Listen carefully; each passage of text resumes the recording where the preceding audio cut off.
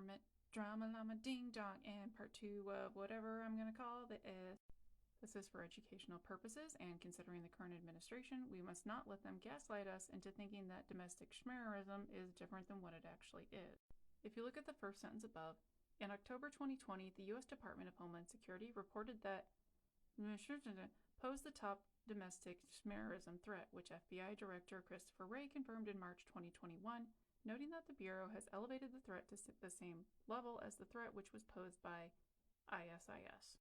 And if you look at the breakdown of those committing these acts, 78% of them were by 16% were anti-government extremists, 4% of them were perpetrated by Menschmel extremists, and 2% of them by domestic Islamic extremists. Basically, there's a particular profile of who is doing most of this stuff. Going back to the Posse Comitatus that was mentioned in part 1, what's a group to do when they want to try and increase their influence? We'll take over local government, of course. In the 1970s, they tried this in Alpine County, California.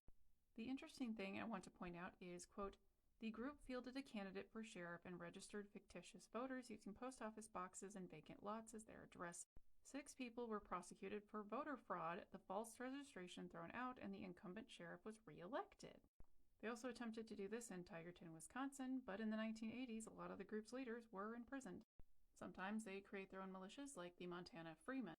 The Montana Freemen were an anti-government Christian patriot militia based outside the town of Jordan, Montana. The members of the group referred to their land as Justice Township and had declared their leaders and followers sovereign citizens, no longer under the authority of any outside government. And of course there was a standoff with the FBI, as was the custom at the time apparently, because this was 1996. Some of the land was being foreclosed on and they just refused to be evicted. They had also conducted their own mock trials of numerous public officials and issued their own writ of execution against a federal judge. The FBI investigated the group and initiated a sting operation aimed at one of the Freemen's financial programs, which led to the arrest of 2 members of the group in March 1996. After 81 days of negotiations, the Freemen surrendered to authorities on June 14, 1996. And if you notice the above paragraph, Randy Reaver was involved in this, the person from the Ruby Ridge standoff.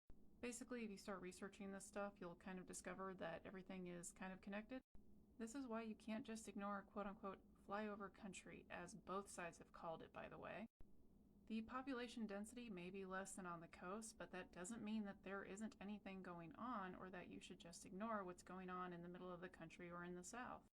Another horrific incident is from Nebraska. Some of the information I got about Michael Ryan is from the FBI Retired Case File Review. This article from 1984 in Nebraska talks about the literature they found at this particular farmstead. If you look in the middle of this column in the second article, you may see a familiar name. Call.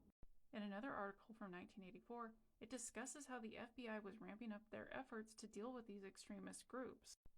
Once the true goals of these groups started to be made public, they started losing support because people first thought, oh, well, they're just against taxes and things like that. And then they realized, oh no, there's way more actually. I will say the details of this particular case is quite gruesome, so fair warning. Part 3 will be slightly different, but still revolving around this idea that we still need to keep in mind what actual domestic schmerism looks like.